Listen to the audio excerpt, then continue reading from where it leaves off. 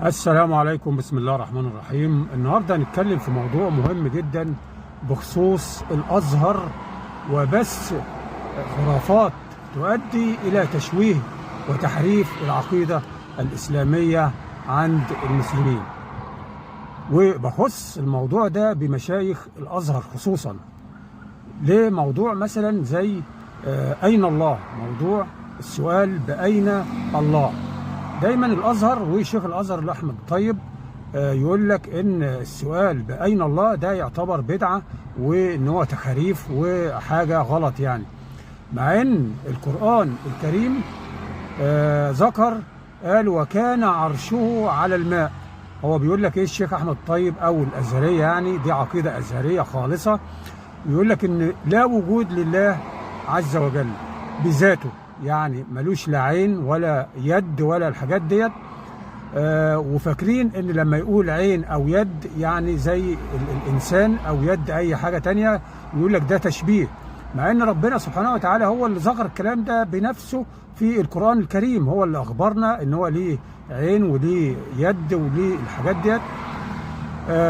لكن شكلها ايه الله اعلم، احنا ما شفناهاش، لكن يقول لك ده تشبيه ولا يجوز ان انت تقول الكلام ده، وان ربنا لو قلت مثلا ان هو في السماء يبقى هو محدود، ولو قلت ان هو على العرش يبقى هو محدود، مع ان ربنا سبحانه وتعالى زي ما قلت لكم بيقول وكان عرشه على الماء.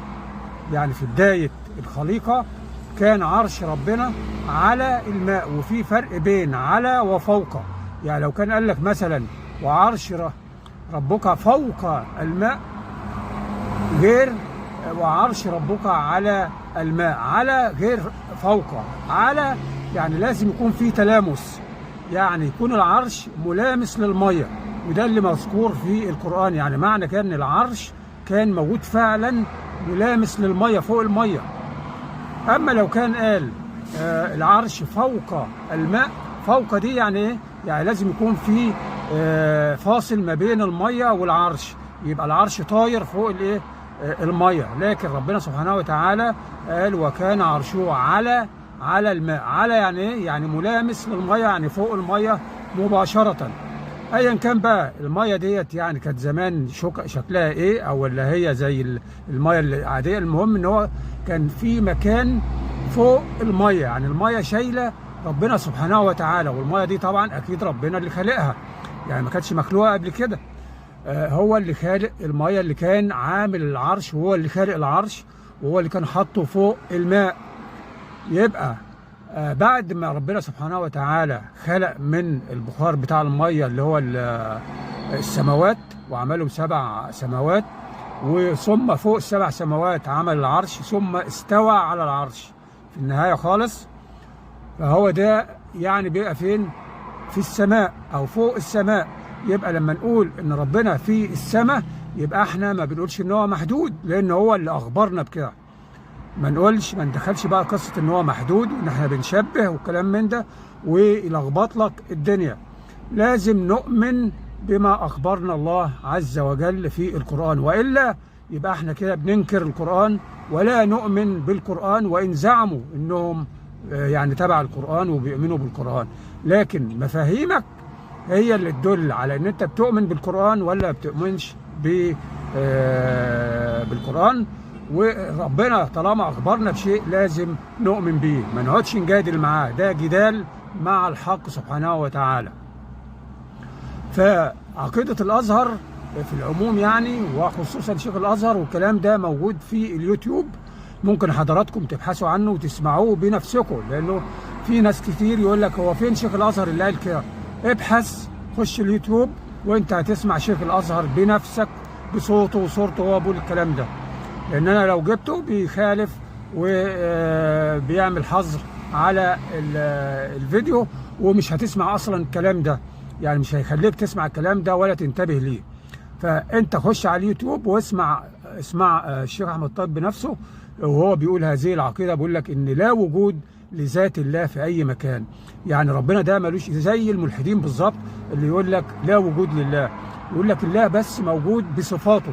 صفاته يعني ايه؟ يعني القدره والقوه والحاجات دي، يعني انما ليه ذات، ليه يد، ليه عين، ليه الحاجات ديت، يقول لك لا. مع ان ربنا سبحانه وتعالى زي ما قلت لكم هو اللي اخبر عن ذاته في القرآن الكريم، وهو اللي قال ان هو كان عرشه على الماء. مش انا اللي بقول او اي حد بيقول، ده القرآن وربنا سبحانه وتعالى هو اللي قال. فلازم نؤمن بما اخبرنا به، لازم نصدقه، ما ننكروش، ما ننكرش عليه ونغلطه. فالموضوع ده موضوع خطير، لازم حضراتكم تبحثوا عنه وتبحثوا عن الآية اللي بتقول وكان عرشه على الماء، وتفهموها صح. كان عرشه على الماء يعني كان العرش ملامس للمية، يعني المية كانت شايلة العرش بتاع ربنا وربنا فوق العرش. يبقى ما تقوليش بقى لما تقول كده ان ربنا في السماء يبقى انت بتجسم، وان انت بتقول ربنا مجسم، وان ربنا خالق كل شيء. فمش معقول ان في شيء خلقه ان هو يبقى يعني يبقى عامل له حيز ويحتويه. الكلام ده كلام يعني كلام تخاريف، والغرض منه تضييع العقيدة الإسلامية. العقيدة الصح موجودة في القرآن. هتقول لي بقى ده في أحاديث مش عارف بتقول كذا وأحاديث مش عارف إيه. الأحاديث ديت يعني تم اللعب فيها ودخلت فيها الإسرائيليات باعترافكم إن في الأحاديث موجود فيها إسرائيليات، وإيه اللي دخل الإسرائيليات ده؟ يبقى تم فيها تلاعب عن طريق المشايخ اللي هم بيضللوا المسلمين، مشايخ الأزهر. والسلام عليكم ورحمة الله.